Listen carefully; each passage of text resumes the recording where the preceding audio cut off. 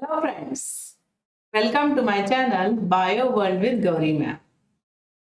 Doctor Homi Bhabha बाल वैज्ञानिक competition इस एग्ज़ाम की अभी सेकेंड लेवल है, इसके लिए हम लोग प्रिपरेशन कर रहे हैं। इस लेवल में आपको प्रैक्टिकल्स परफॉर्म करने हैं। स्टैंडर्ड 9 के लिए आपको यहाँ पर 3 प्रैक्टिकल्स परफॉर्म करने होते हैं, जिसमें एक प्रैक्टिकल आता है फिजिक्स से, एक प्रैक्टिकल आता है केमिस्ट्री से और एक प्रैक्टिकल आता है बायोलॉजी सेक्शन से।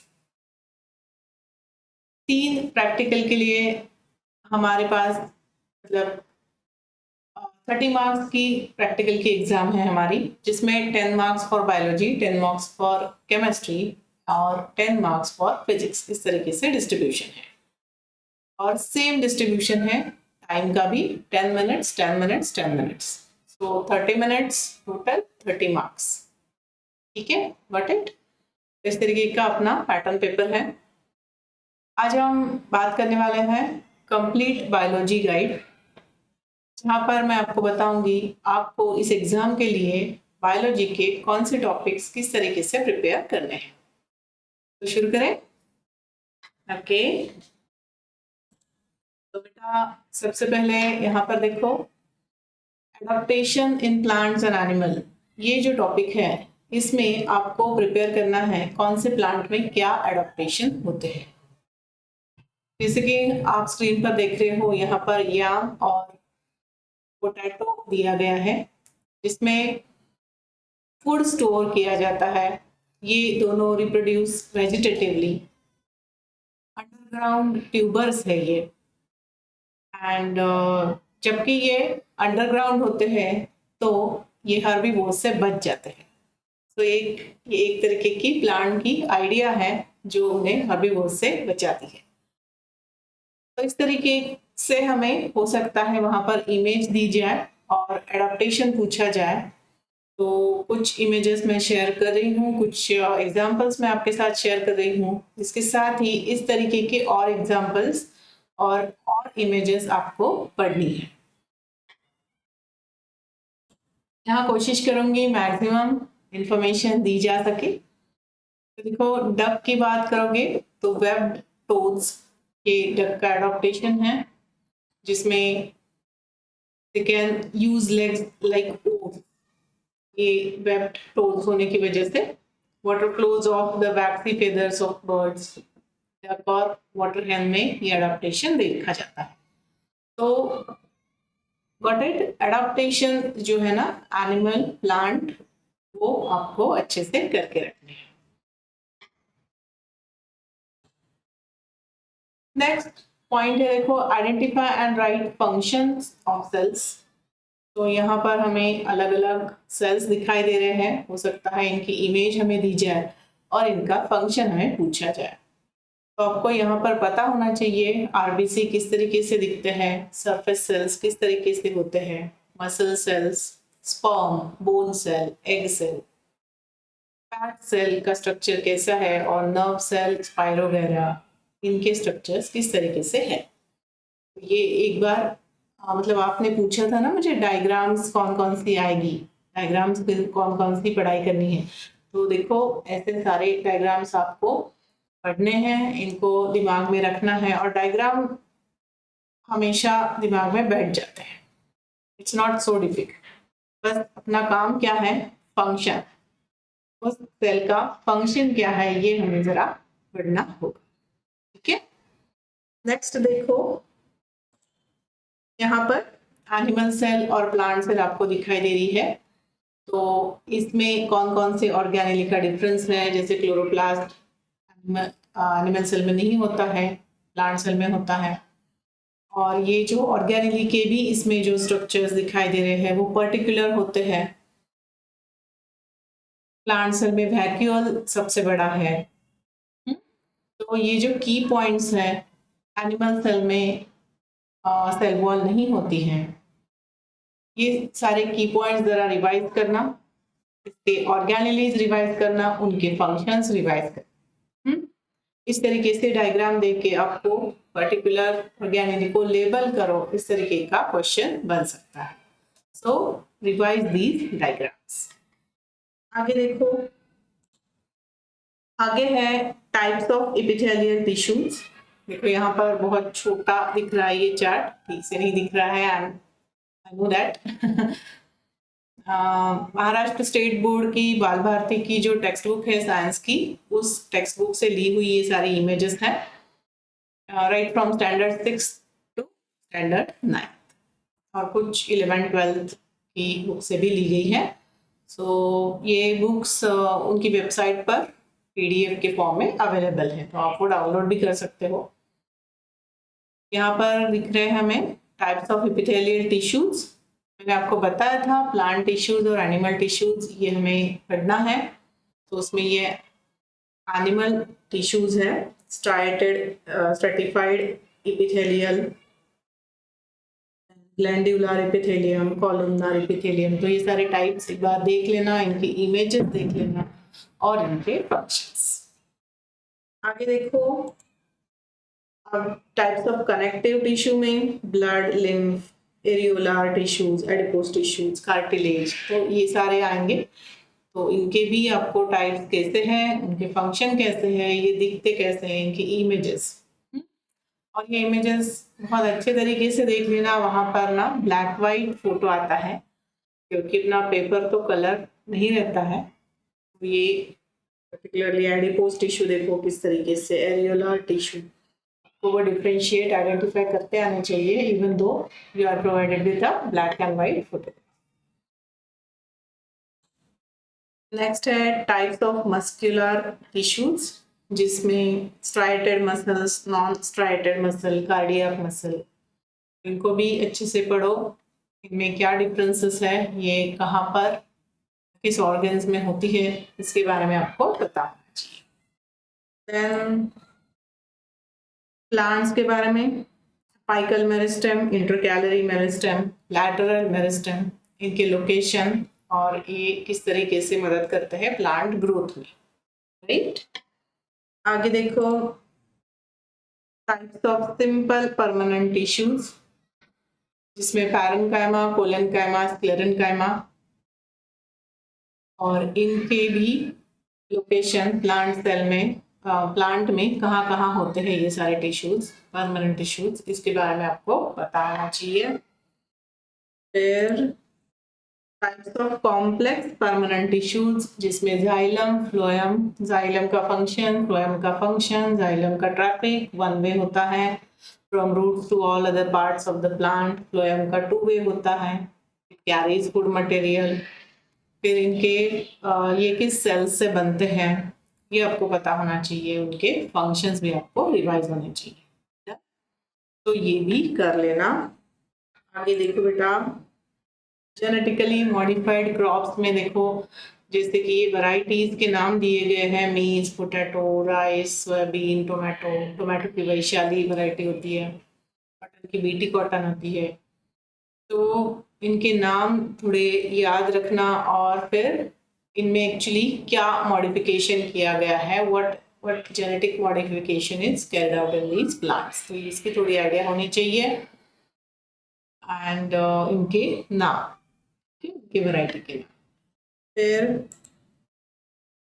सेम थिंग, जेनेटिकली मॉडिफाइड जो है लेयर्स एंड ब्रॉयलर्स, तो कौन से chicken are raised for eggs, कौन से chicken are raised for meat, दोनों के लिए कौन से चिकन है, इसके एग्जांपल्स इस इमेज में बहुत क्लियर दिए गए हैं। स्टैंडर्ड 9 की जो टेक्स्ट बुक है महाराष्ट्र स्टेट बोर्ड की साइंस की, उस टेक्स्ट बुक में से ये इमेज ली गई है। Okay, next thing is 5 kingdom classification, जो विटाकर ने सजेस्ट किया हुआ है, जिसमें आपको living organism is classified to prokaryotes, eukaryotes. Prokaryotes unicellular होते हैं, यूकैरियोट्स यूनिसेलुलर मल्टीसेलुलर दोनों हो सकते हैं। प्रोकैरियोट्स में किंगडम मोनेरा आता है, मोनेरा में कौन कौन से ऑर्गेनिज्म आते हैं। फिर यहाँ पर प्रोटिस्टा यूनिसेलुलर में आ रहा है, यूनिसेलुलर यूकैरियोट में, और मल्टीसेलुलर में फंगाई, प्लांटी एंड एनिमालिया, ये सारे किंगडम आ रहे हैं। तो इनके बारे में आपको पता होना चाहिए, इनके एग्जैक्टली कैरेक्टरिस्टिक्स, फंगाई और प्लांटी में क्या डिफरेंस है, एनिमालिया और प्लांटी में क्या डिफरेंस है, की डिफरेंस, जैसे कि no cell wall in case of Animalia and cell wall present in Plantae, as well as plantae can perform photosynthesis, है ना। तो ये जो की पॉइंट्स है जिसकी वजह से इनको हमने इधर उधर क्लासिफाई किया हुआ है, ये चीजें आपको याद रखनी है। नेक्स्ट किंगडम प्लांटी की बात करोगे तो आगे चल के ये सारा क्लासिफिकेशन आ रहा है, जिसमें क्रिप्टोगैम्स जो सीड नहीं फॉर्म करते, फेनेरोगैम्स जो सीड फॉर्म करते हैं, फिर Thallophyta, bryophyta, pteridophyta in case of cryptogams, जिसमें अलगी आएंगे थैलोफाइटा में। ब्रायोफाइटा एम्फीबियन प्लांट्स है, टेरिडोफाइटा फर्स्ट टेरेस्ट्रियल प्लांट्स है, तो इसमें सबसे पहले जाइलम ऑफ फ्लोएम डेवलप हुआ। आगे की कहानी में फेनेरोगैम्स जो सीड बेयरिंग प्लांट्स है, जिसमें जिम्नोस्पर्म जो नेकेड सीड वाले होते हैं, और एंजियोस्पर्म जिनकी सीड जो होती है फ्रूट के अंदर अंदर कवर्ड होती है। एंजियोस्पर्म में आगे चल के मोनोकॉट और डाइकॉट। तो ये क्लासिफिकेशन थोड़ा याद करो, और ये इवोल्यूशनरी सीक्वेंस भी है। सबसे पहले Thallophyta, bryophyta, pteridophyta, gymnosperm, angiosperm. जैसे हम इसकी कहानी बना सकते हैं, जैसे कि अलगी तो वाटर में ही रहती है, उसके लिए वाटर तो बहुत ज़रूरी है। फिर अलगी को लगा कि अरे मैं थोड़ा बाहर आ जाऊँ, तो वो टेरेस्ट्रियल मतलब लैंड पर आने की कोशिश कर रही थी, मगर उसे पानी तो लग रहा था। तब हुए ब्रायोफाइटा डेवलप।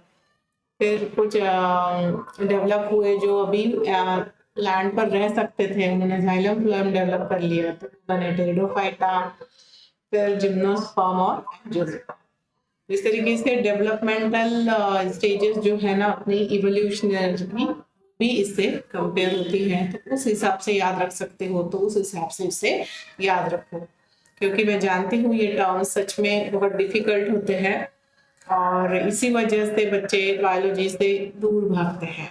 तो वैसे मत करो, ये काफी इंटरेस्टिंग है सारी चीजें, इसे अच्छे से याद रखो। यहाँ पर भी एनिमल्स की बात करोगे तो एनिमल का क्लासिफिकेशन, ऊपर का जो सब किंगडम है नॉन कॉर्डेट, उसमें स्पाइनल कॉर्ड जिसमें नहीं है वो सारे एनिमल जो सॉफ्ट दिखाई देते हैं, तो वो सारे आएंगे फाइलम उसमें, प्रोटोजोआ, पोरीफेरा और सारे अलग अलग आपको दिखाई दे रहे हैं यहाँ पर।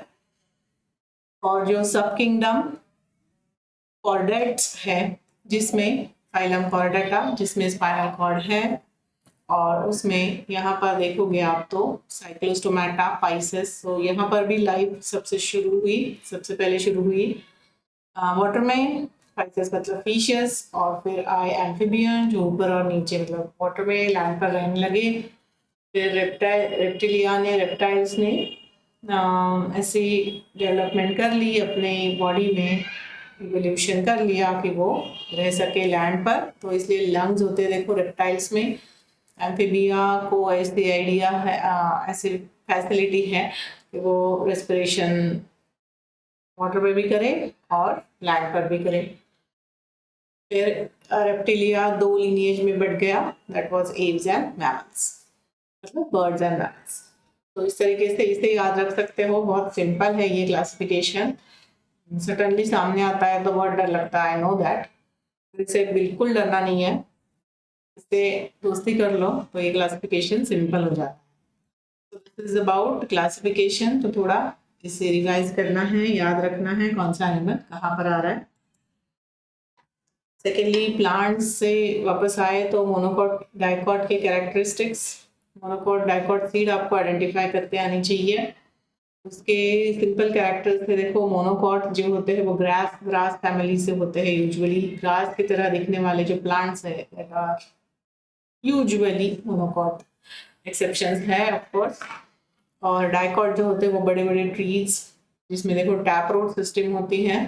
अब इसमें भी लॉजिक लगा सकते हो, छोटा प्लांट है तो फाइब्रस रूट से काम चला लेगा, उसे बहुत बड़ा तो नहीं जाना है, हाइट नहीं है ज़्यादा।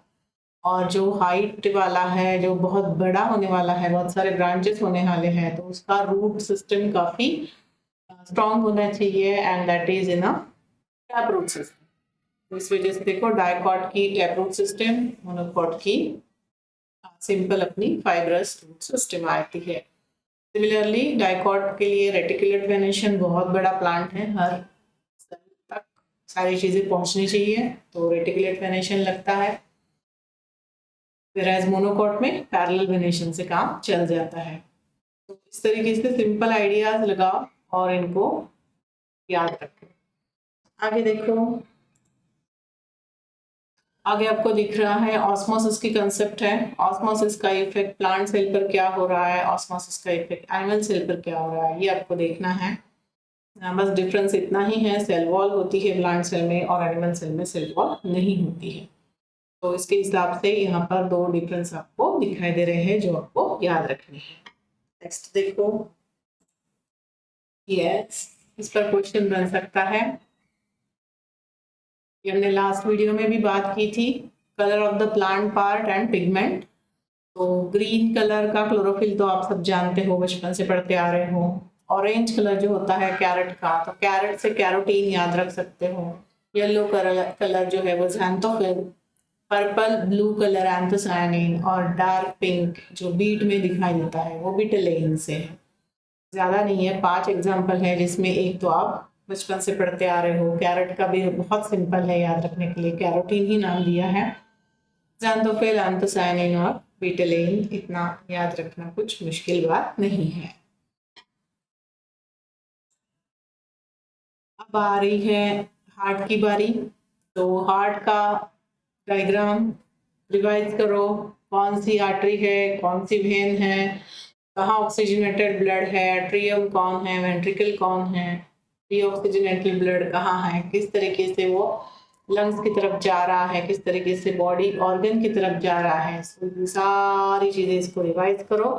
ये रिवाइज करोगे ना तो सिंपल, वहाँ कुछ स्टोरी नहीं लिखनी है, अभी तो प्रैक्टिकल का पेपर है तो स्टोरी नहीं लिखनी है, मगर क्या होता है हमें जस्ट लेबल, एक लेफ्ट वेंट्रिकल को लेबल करने के लिए बोल दिया और वहां पर गड़बड़ में हम उसे राइट साइड में देख रहे हैं तो राइट वेंट्रिकल लेबल करके आए तो गए ना मार्क्स, है ना। तो इसलिए कह रही हूँ कि पूरी साइकिल ही, सर्कुलेटरी साइकिल जो है वो ही रिवाइज करो, ताकि अल्टीमेटली रिवाइज हो जाएगा लेफ्ट वेंट्रिकल कहाँ है, राइट वेंट्रिकल कहाँ है। ओके, फिर देखो बेटा, same thing with excretory system. सारे मतलब जो ऑर्गन सिस्टम हम पढ़ रहे हैं, डाइजेस्टिव सिस्टम है, मस्कुलर सिस्टम है, ये अपनी एक्सक्रीटरी सिस्टम है, सर्कुलेटरी सिस्टम है, नर्वस सिस्टम है।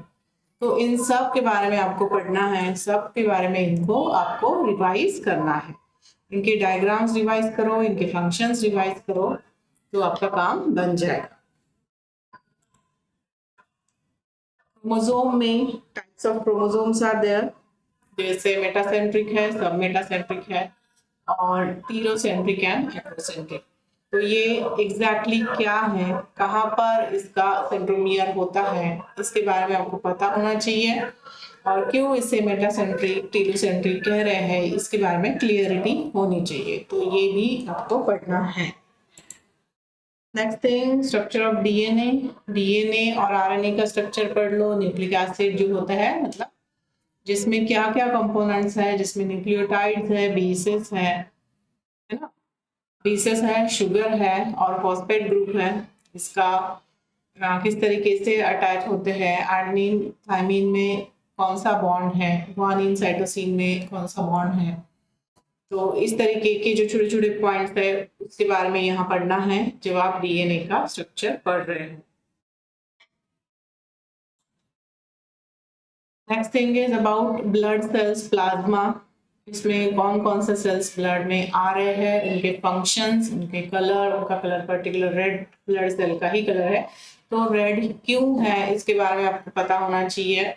प्लाज्मा में कौन से प्रोटीन्स होते हैं, उनका फंक्शन क्या है, जैसे कि ग्लोबुलिन है तो वो प्रोटेक्शन का काम कर रहा है, तो ये आपको पता होना चाहिए। फाइब्रिनोजन, प्रोथ्रोम्बिन, ये ब्लड क्लॉटिंग में हेल्प करते हैं।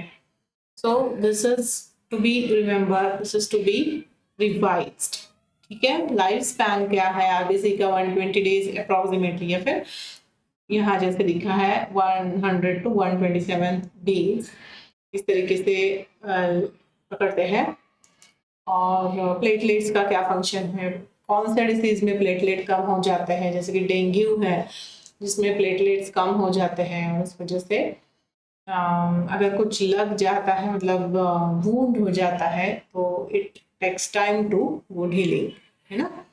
तो ये बातें थोड़ी रिवाइज करो। यस, अभी जो हमें दिख रहे हैं स्क्रीन पर वो है स्पैग्मो मैनोमीटर। इससे ब्लड प्रेशर चेक किया जाता है, आप जानते हो, तो इसका नाम बड़ा लंबा चौड़ा है, इसे याद रखना। मतलब जो मेडिकल इंस्ट्रूमेंट है, कुछ मेडिकल इक्विपमेंट्स हैं, उनके नाम बारे में याद रखो, उनके नाम याद रखो। ये दूसरा जो हमें दिख रहा है स्क्रीन पर, ये सिटी स्कैन मशीन है। तो मतलब इस तरीके की इमेजेस। फिर यहाँ दिख रहा है वो सोनोग्राफी मशीन है, इमेज जो ऑब्टेन होती है इस तरीके से होती है। ये प्रोब यूज होता है एग्जामिनेशन प्रोसीजर में, तो इस तरीके से प्रोब यूज करते हैं। तो ये सिंपल चीजें आपको याद रखनी है। सोनोग्राफी में अल्ट्रासाउंड यूज होता है। फिर this is a dialysis of blood, dialysis machine, किस तरीके से डायलिसिस किया जाता है, what are the outputs of dialysis.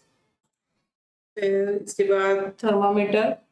Thermometer में सिंपल वाला thermometer, clinical thermometer, digital thermometer, maximum minimum thermometer, तो ये अलग अलग टाइप्स है, इसके बारे में पढ़ो। इसके साथ ही देखो कन्वर्जन के बारे में भी पढ़ना, Kelvin to Celsius, Celsius to Fahrenheit, वो फॉर्मूला है ना, वो भी एक बार रिवाइज करो, ताकि मे बी क्वेश्चन आ जाए तो आपको आना चाहिए। आगे देखो बेटा, ट्रॉपिक लेवल्स, इसकी बात हमने लास्ट वीडियो में की थी, जिसमें ट्रॉपिक लेवल होती है इकोलॉजी में, जहाँ पर प्रोड्यूसर की कोई भी ट्रॉपिक लेवल नहीं है। ट्रॉपिक लेवल कहाँ से शुरुआत होती है? हर्बीवोर से। ये पॉइंट याद रखना, herbivore is a first trophic level, फिर उसके बाद आता है कार्निवोर, और उसके बाद आ रहा है ओमनिवोर। ठीक है, प्रोड्यूसर की यहाँ पर कोई भी ट्रॉपिक लेवल नहीं है। Next is the pyramid of energy in aquatic ecosystem. Pyramid of energy, pyramid of biomass और pyramid of एक और pyramid होता है। तो यहाँ पर pyramid of energy जो है वो हमेशा अपराइट होता है, जैसे आपको दिख रहा है, और एनर्जी जो होती है कम होती जाती है। इसका लॉजिक ये है कि हम किसी भी ऑर्गेनिज्म को खाते हैं तो पूरा नहीं खाते।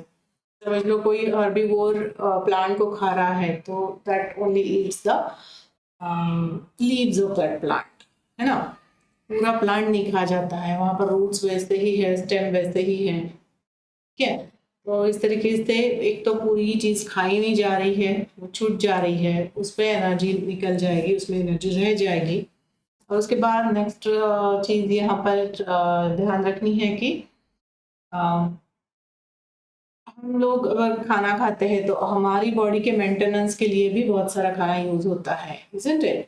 तो सेम वे हर्बीवोर है, हर्बीवोर ने जब ट्री को खा लिया, लीव्स खा लिए, तो उसका खुद का बॉडी मेंटेनेंस, उसके बॉडी की हीट मेंटेन करना, इसमें भी काफ़ी सारी एनर्जी यूज होती है। इसलिए जो नेक्स्ट एनर्जी लेवल पर एनर्जी जा रही है वो हमेशा प्रीवियस एनर्जी लेवल से कम होती है। 3 पिरामिड देखे जाते हैं इकोलॉजी में, pyramid of energy, pyramid of biomass और पिरामिड ऑफ नंबर्स। जिसमें मैं कह रही थी पिरामिड ऑफ एनर्जी हमेशा अपराइट रहता है, इसी तरीके का रहता है। बायोमास का और नंबर का मे भी उल्टा हो सकता है। नेक्स्ट पॉइंट जो हम बात करने जा रहे हैं वो है सम कॉमन सिम्बायोटिक एसोसिएशंस।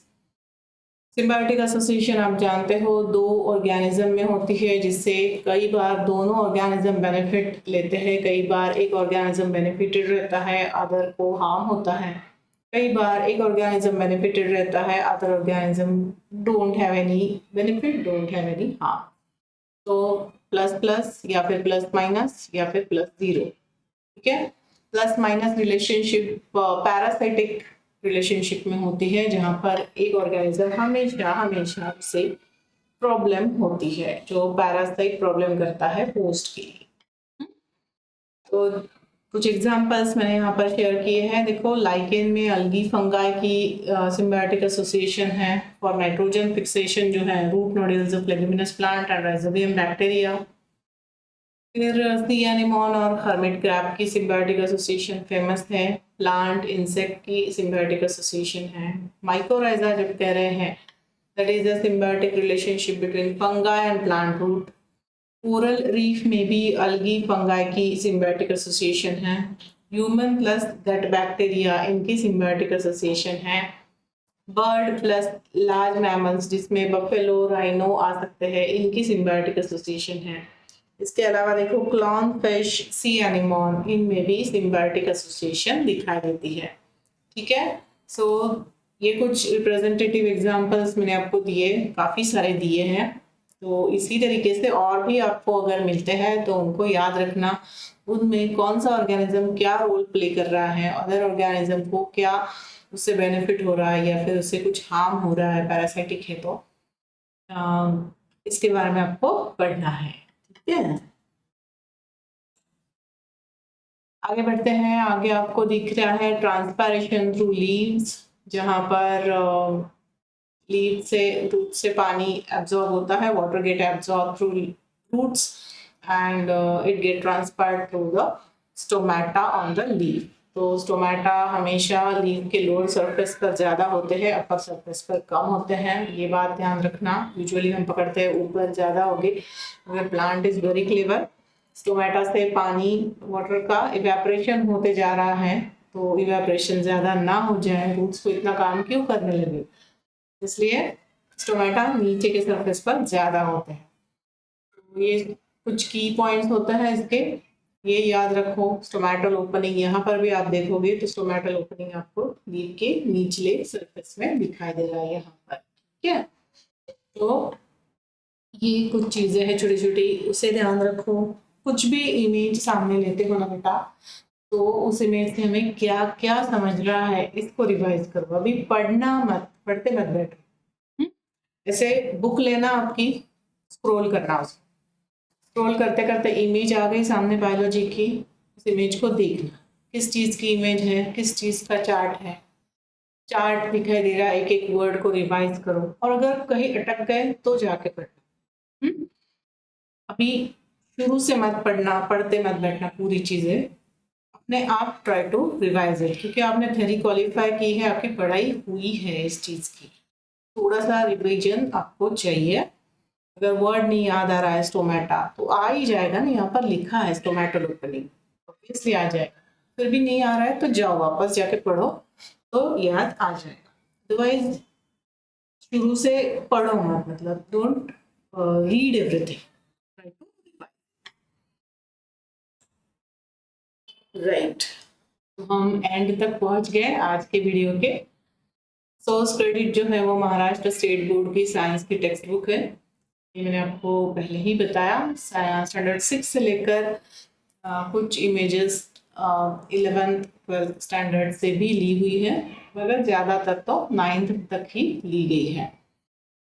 तो बड़ी बात है, फिर से इमेजेस ध्यान रखो, रिवाइज करो, कॉन्सेप्ट एक बार फिर से आपको याद आ रही है ना, इसके बारे में एक बार कंफर्म हो जाएगा। ठीक है, so all the best to all of you and thanks for watching.